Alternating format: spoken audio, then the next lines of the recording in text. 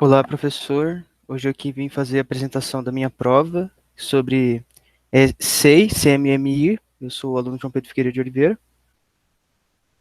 Bom, primeiro, a origem do CMMI se dá na década de 1930, onde Walter Shewhart começou a trabalhar na melhoria de processos com seus princípios de controle e estatístico de qualidade.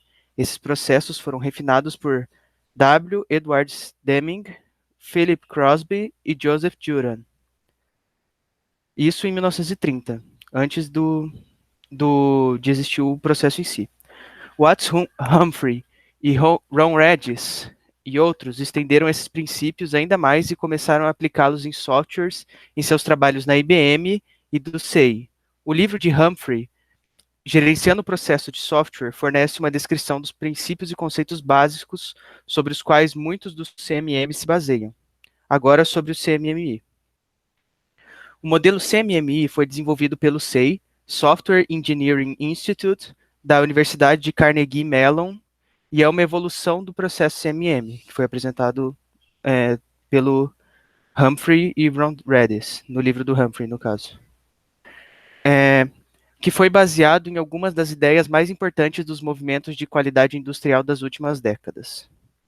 O CMMI surgiu durante a década de 1980 como modelo para avaliação de risco na contratação das empresas de software pelo desenvolvimento de defesa dos Estados Unidos, que desejava ser capaz de avaliar os processos de desenvolvimento utilizados pelas empresas que concorriam em licitações, como indicação da previsibilidade da qualidade, custos e prazos nos projetos contratados. Para desenvolver esse processo, o Department of Defense constituiu junto à Carnegie Mellon University, o SEI, o qual, além de ser responsável pela evolução da família CMM, realiza diversas outras pesquisas em engenharia de software. Então, em resumo, o CMMI foi desenvolvido pelo Departamento de Defesa dos Estados Unidos para poder avaliar os softwares das empresas que queriam licitação, para poder desenvolver o sistema deles, para poder ter uma previsibilidade do que seria esse sistema, se ele seria eficiente, etc. O que é padronizado CMMI? São os seus níveis de maturidade. O CMMI divide os passos em 5 níveis de maturidade separados por KPAs, que são Key Process Areas. Cada nível de maturidade, com exceção do primeiro, é composto por áreas-chave de processo, que são as Key Process Areas. Cada KPA identifica as atividades relacionadas que, quando executadas adequadamente, atingem determinados objetivos, considerados importantes para o aumento da capacidade do processo. As KPAs são requisitos para obtenção de um nível no CMM. Essas KPAs são cumulativas, isto é, para uma organização atingir um determinado nível de maturidade, ela deve satisfazer todas as KPAs daquele nível e seus inferiores. Ou seja, o CMMI, ele divide os processos do desenvolvimento em desenvolvimento em 5 partes. Cada parte tem sua área-chave. E se você está no nível 1 e você atinge as áreas-chave do 1, você pode passar para o nível 2. No nível 2, você pode passar para o nível 3 se você conseguir atingir as áreas-chave da 2 e da 1. E assim por diante. E a evolução chega até o nível 5. Aqui tem uma representação dos 5 níveis de maturidade, que são inicial, repetível, definido, gerenciado e otimização. O inicial é onde toda empresa começa. Ele é um processo imprevisível e ele não tem controle. Já no nível 2, o repetível, as organizações têm maior probabilidade de cumprir compromissos de requisitos, prazos e custos, mas desde que sejam semelhantes a outros realizados anteriormente.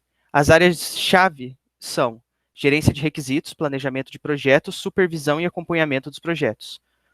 O nível 3, o definido, são estabelecidos e padronizados em toda a organização. As áreas de... não são estabelecidos, os processos são estabelecidos e padronizados. As áreas-chave são foco no processo da organização, definição do processo da organização e programas de treinamento.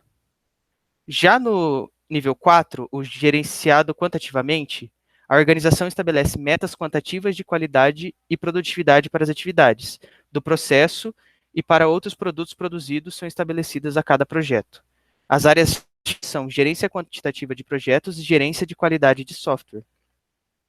Já no otimizado, no estágio 5, a organização está engajada na melhoria contínua de seus projetos, possuindo meios para identificar as fraquezas e fortalecer os projetos de uma forma proativa, prevenindo defeitos e corrigindo os defeitos. Áreas-chave são prevenção de defeitos, gerência da evolução dos processos e gerência da evolução das tecnologias. Agora, as vantagens do CMMI são: o CMMI ajuda a organização a conhecer os processos e o seu desempenho, melhorando a precisão do planejamento e permite um melhor monitoramento dos processos, possibilitando que o gerente de projeto saiba se o projeto está dando certo ou não. Com o tempo, a empresa vai adquirindo maturidade e vai identificando realmente o que tem valor, sendo este foco otimizado cada vez mais. Com isso, ela otimiza cada vez mais os processos, o que justifica o CMMI, que é um modelo que possibilita uma melhoria contínua nos processos, amadurecendo as organizações e tornando-as mais competitivas. O CMMI, depois de um tempo, ele começa a ele evolui a empresa de um nível onde ela consegue corrigir os próprios erros e não precisa voltar atrás. Ele prevê o que pode acontecer no futuro, ela muda por um todo o jeito que a organização se porta. Já suas desvantagens: para a certificação do CMMI é necessário a realização de avaliações, e este processo, além de lento, possui alto custo. O valor depende da complexidade do processo. Além disso, é necessário investir tempo, geralmente, para se chegar a esses níveis de maturidades mais altos, leva-se em média 4 a 8 anos. Então, é um processo muito caro e demanda muito tempo. Muito caro mesmo. Pelo que eu pesquisei na internet, chega a milhões de reais. Muitas empresas tratam o CMMI como um processo e não como um modelo, e relatam que nem todas as práticas são realmente necessárias na maioria dos casos.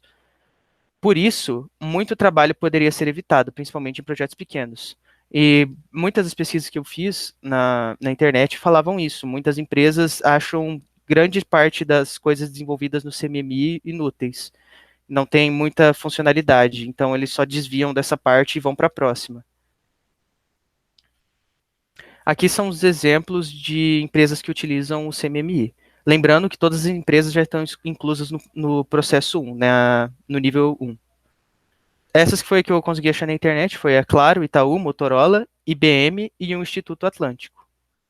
Então, essa é a apresentação que eu tinha aqui para fazer na minha prova. Eu fiz aqui pelo Google Meet. E é isso, professor. Eu acho que eu consegui explicar tudo o que eu queria. Obrigado.